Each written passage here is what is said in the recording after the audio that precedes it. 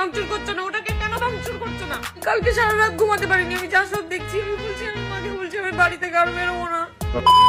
এইমাত্র আমি ফেসবুক করতে করতে একটা অডিও পেলাম, যেখানটায় হচ্ছে আরজি করে যে ঘটনাটা ঘটেছে সেটার বিরুদ্ধে পুরোপুরি সবকিছু ফাঁস করা হয়েছে। আমি অডিওটা শুনে জাস্ট আমার এখনো হাত কাঁপছে। তোমরা একবার এই অডিওটা শোনো, তারপরে আমি বাকি কথা বলছি। তানিয়া দিদির ফেসবুক পেজ কেন ওড়ানো হলো, জবাব চাই। তানিয়া দিদিকে কেন গ্রেপ্তার করা হলো, জবাব চাই। যেই মেয়েটা ধর্ষণ হয়ে মারা গিয়েছিল তাকে কি প্রতিবাদ করলে পুলিশ কেস হচ্ছে? তানিয়া দিদি কি এমন ভুল করেছে তাকে গ্রেপ্তার করা হলো? চলো ভিডিওটা দেখো, পুরোটা সব বুঝতে পারবে। আমাদের তানিয়া দিদি ওই আরজি করের বিষয় নিয়ে একটা ভয়েস, মানে ভাইরাল ভয়েস তানিয়া দিদি ছেড়েছিল তার ফেসবুক পেজে, আর ওই ভিডিওটা প্রচুর হারে ভাইরাল যায়। ভিডিওটা আগে দেখো, তারপর সব বলছি। এইমাত্র আমি ফেসবুক করতে করতে একটা অডিও পেলাম, যেখানটায় হচ্ছে আরজি করে যে ঘটনাটা ঘটেছে সেটার বিরুদ্ধে পুরোপুরি সবকিছু ফাঁস করা হয়েছে। আমি অডিওটা শুনে জাস্ট আমার এখনো হাত কাঁপছে। তোমরা একবার এই অডিওটা শোনো, তারপরে আমি বাকি কথা বলছি। সোমা বলছি, সোমা মুখার্জি। এত কষ্ট হচ্ছে ভিতরে যে হসপিটালে বসে থাকতে পারছি না। আমাদের সব ডাক্তাররা সবাই খুব ডিস্টার্বড। আজকে তো ওপিডি বন্ধ রাখা হয়েছে।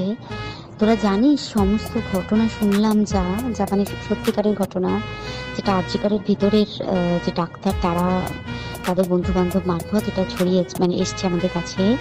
অ্যাকচুয়ালি যেটা ঘটেছে সেটা হচ্ছে, আমি শুনে তো মানে বিশ্বাস করতেও নিজেকে কেমন লাগছে রে।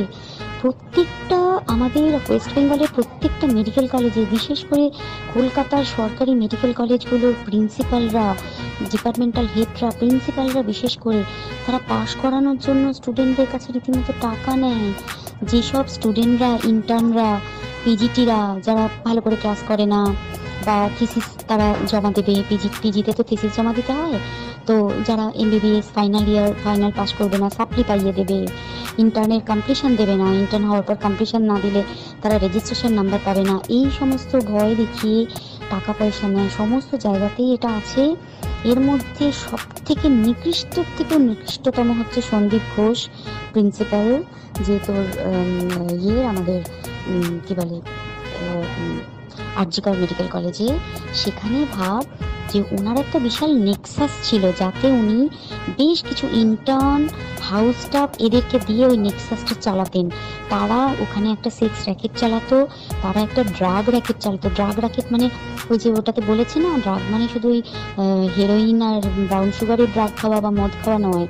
ড্রাগ মানে হচ্ছে যে কম দামি, কম টাকায় যে ওষুধ পাওয়া যায়, যে ওষুধ না জল ভগবান জানে, সেই ওষুধের মানে কোটি কোটি টাকায় যে টেন্ডার বেরোতো, সেই ওষুধ নিয়ে ওষুধ কোম্পানিগুলোর কাছ থেকে কোটি কোটি টাকা, সেই সমস্ত টাকার একটা বড় অংশ যেত পার্টি ফান্ডে। বুঝতেই পারছিস তাহলে, সেই জন্য পার্টির একদমই কাছে উনি, পার্টির মানে একদম খোদ মানে ওপর লেভেলের একদম আসল জায়গাটার কাছে। তো এবার উনি এই যে নেক্সাসটা চালাতেন, তাতে রীতিমতো কোন ইন্টার্নকে উনি পাস করাবেন, কোন পিজিটিকে উনি থিসিস কমপ্লিট করাবেন, সেগুলো সব ভয় দেখিয়ে টাকা নিতেন। আর তার হয়ে কাজ করতো ওই ইন্টার্ন হাউস স্টাফের একটা পুরো বড় নেক্সাস। এবার এই মেয়েটির যে পিজিটি, মেয়েটি অত্যন্ত ভালো, সে তার থিসিসটা কমপ্লিট করাবে না বলে হুমকি দিচ্ছিল। সে এটা জানতে পেরে গিয়ে বলেছিল যে আমি এরকম কোনোভাবেই মেনে নেব না, আমি এর বিরুদ্ধে আমি যাবো এবং আমি এর বিরুদ্ধে সব ফাঁস করে দেবো। তখন তাকে রীতিমতো ধমক দেওয়া হচ্ছিল। এটা চলছিল লাস্ট 6 মান্থস ধরে, 6 মাস ধরে তাকে হুমকি দেওয়া, তার প্রতি মানে বেশি প্রথমের দিকে কী করছিল, অত্যাচার করছিল। মানে কীরকম, বেশি করে নাইট ডিউটি দিচ্ছে, at a stress 36 hours duty, বেশি করে নাইট, বেশি করে খাটানো, এবং এগুলো সব জানে ডিপার্টমেন্টাল হেড, চেস্টের যে ডিপার্টমেন্টাল হেড সেও জানে, সিনিয়র পিজিটিরা সবাই জানে। প্রিন্সিপালের নির্দেশেই হচ্ছে এবং ওনার নেক্সাসের ছেলেমেয়েরাই কাজ করছে। তারা 6 মাস ধরে এটা করেছে। করার পরও যখন ওকে আটকাতে পারেনি, তখন কি করেছে, ওই দিনকে ওরা ঠিক করেছে, যে দিনটাতে ঘটনাটা ঘটেছে সেদিন কতখানি প্ল্যান্ড এবং গট আপ গেম দেয়। সেই দিন ওই ঘরে, ওই সেমিনার রুমে প্রত্যেক দিনই 4 তলার আরও অনেকেই যারা সিনিয়র পিজিটি বা জুনিয়র পিজিটি তারা কিন্তু বিশ্রাম নিতে যেত, অনেকেই ওই ঘরে যেত।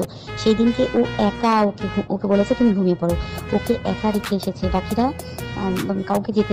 এই ভিডিওটা তানিয়া দিদি ছেড়েছিল বলে তানিয়া দিদিকে ভয় দেখানো হচ্ছে, তানিয়া দিদি ফেসবুক পেজ উড়িয়ে দেওয়া হয়েছে, তানিয়া দিদিকে পুলিশ কেস করা হয়েছে। সেটা আমি বলছি না, তানিয়া দিদি একটা ভিডিও এসে বলেছে। এগুলো কি ঠিক? কেন ওর ফেসবুক পেজ ওড়ানো হবে? দিদি কি এমন ভুল করেছে? দিদির ভুলটা ছিল যে এই ভয়েসটা অরিজিনাল না, এই ভয়েসটা ফেক প্রমাণিত হয়েছে। আমি বলছি না, তোমাদেরকে সব দেখাচ্ছি। অভিরূপ চ্যাটার্জি দিদিকে নিয়ে কি পোস্ট করেছে তোমরা দেখো।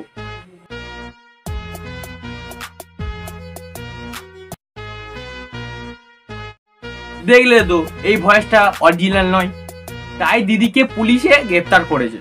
কিন্তু দিদিকে একবার ওয়ার্নিং দেওয়া উচিত ছিল। তোমরা একটু কমেন্টে বলো, ওয়ার্নিং দেওয়া উচিত ছিল কি? আর কিছু বলতে ভাল লাগছে না, ভিডিওটা এই অবধি সমাপ্ত। কিন্তু যে মেয়েটাকে ধর্ষণ করা হয়েছিল সেই মেয়েটা খুনিকে জবাব চাই, জবাব চাই।